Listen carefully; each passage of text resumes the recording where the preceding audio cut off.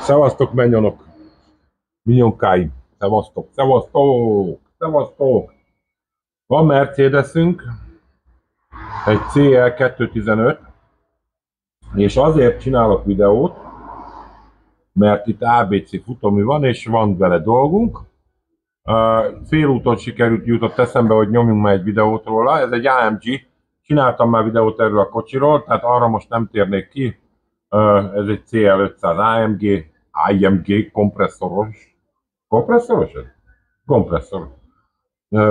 Meg a fékéről is beszél, mindegy. A lényeg az, ABC futómű az autóban, olyan hibajelenség van most, itt csöpög egy kicsit a víz, tehát ha véletlenül mozgok és rám csöppen, csinálok így a rángást, nem epilepszia, csak a víz. Mi van? Mi van? Hol tartott? A ABC futómű olyan hibát produkál, hogy van egy kis zúgó hangja, és bizony ez az ABC futóműveknél nem ritka. Ennek leginkább 3 oka van: olaj állapota, gömbhiba, szereptöbbhiba, bocsánat 4, és a pumpahiba. A leggyakoribb általában az én eddigi tapasztalatom alapján pumpahiba volt, talán az viszi a lista elejét. Volt már eldeformálódott cső, már ugye nyilván ennyi idősen már hozzányúltak, stb. Neki nyomódott a kaszninak, vagy elszakadt egy kis gumitartóba, neki fölfeszült berezegtetőmából, mégiscsak megy ugye 150, azt hiszem 180 bár a maximum, de ez most nem biztos, és azt be tud rezegtetni, tehát egyfajta ilyen fizikai érintkezés miatt bekövetkezett akusztikus jelenség. Bassz meg, nagyon jól nyomom. És lehet gömbhiba is, amikor ebben van ugye lengéscsillapító gömb, és van nyomás, egy pufferelő gömb, ugye, ami úgy működik igazából, mint az SBC féknél, a ABS tömbben ugye az a nyomástároló gömb. Ez igazából olyasmi a feladata, mint az elektronikában a kondenzátor. Amikor hirtelen van szükség valamilyen fajta mozgásra, akkor ugye ne az legyen, hogy közvetlenül a pumpát veszi igénybe, hanem onnan táplálkozik. Tehát ő mindig a rendszert túlnyomáson tartja, ezért, hogyha mondjuk rányomunk a emelés gombra, akkor nem az van, hogy lezuhan a motornak az alapjárata, hogy leterheli a szivattyú, hanem ugye a kezdő nyomást az nem érinti a pumpát, hanem rögtön emelkedik. Szóval ilyesmi feladata van, és hogyha ebben a gömbben a szelepelés, stb. Elkopik, hibázik, akkor tud adni zúgó hangot. Aztán van az olaj, ott egyértelmű olajhiány vagy olajminőség. És a szeleptömb hiba az szokott lenni, hogy gyúvás lesz. És vannak ebben a szolenoidok alatt a szeleptömbben ilyen kis szűrők, ott néha földgyülemlenek kis gyúvák, ezt szét szoktuk szedni, ennél is megtörtént. Elfelejtettem erről megcsinálni videó, akartam, de mindegy most már. Újra nem szedem szét. Nem volt gyúvás. Tehát teljesen normális volt, minden esetre azért nyilván kifújkáltuk, stb. És most betettük az új gömböt. Ennek a szelepelése egy ilyen,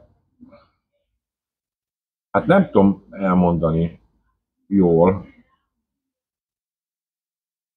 mert a gömb egyik fele ugye fogadja az olajat, és a másik fele, ez le van így falazva, hasonlóan, mint a lengésgömb, amelyik a lengésért felel, és a kettő között van egy ilyen elmozgó, szelepelt, ilyen tököm mechanika. Ebben a hidromechanikai ízében nem vagyok annyira otthon, hogy miért mit csinálott. A lényeg az, hogy ez a szelep rész, illetve hát ez a leválasztó egység a gömbön belül, ugye ez is, ahogy öregszik, benne a előfeszített rugó, stb. Ez ugye beljebb tud kerülni, és meg szoktuk nézni, van nekem egy ilyen kis mérőpálcám, be van rovátkázva, nem is viszem közel, mert úgyis alig lát, a lényeg az, hogy vannak rovátkák, és abból tudom, megnézem ezzel a kis pálcával, hogy milyen mélyre tudom tenni a gömbbe a pálcát. És abból lehet tudni, hogy ez esetben ez a leválasztó rész, ez mennyire van már, mert ugye a másik irányból is kapja a nyomást, és ez így valahogy úgy, az egész úgy begörbül, vagy nem tudom, hogy mi van ott. A lényeg az, hogy a rovátkák alapján lehet tudni, hogy ami benne volt gömb, ami itt van, a rovátkáim szerint a gömb még jó, de már erősen használt. Most ez így belemegy, ez a kis szar, és most ott nem látjátok, de egy centire a végétől fölfelé jön a 3 rovátka. Ha odáig lemegy, akkor teljesen kakuk. Viszont amíg használható kategóriából a 3 darab rovátkában még benne van, mindegy. A lényeg az úgyse látjátok, mert azért nem akarom közelvinni, mert annyira pici, hogy szórakozhatnánk itt egy percig a zoomolással. A lényeg az, hogy most ha ez jó lenne, mindjárt mondom, teljesen jó, itt úgy van, hogy 2 rovátka, mondjuk ez a gázgömbre vonatkozik, ez az SBC tároló gömb, tehát van itt ez egy tökéletes, ez is még jó, ezek a kettesek.